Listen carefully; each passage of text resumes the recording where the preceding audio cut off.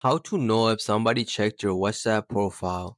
So as of right now, WhatsApp doesn't officially tell you who viewed your profile, but here are a few signs that can help you figure it out. The first sign is somebody they might have viewed your profile. You have to check your view or live status on WhatsApp, wait a few hours, and show if somebody viewed it.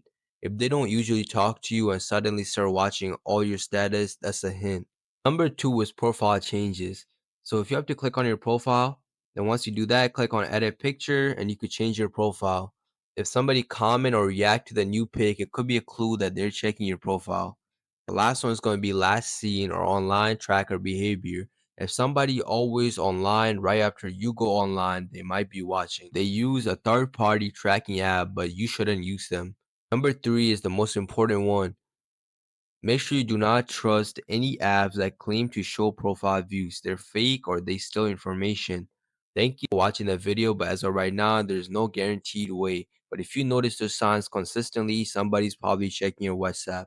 Let me know in the comments if you've seen this happen before. Thank you for watching.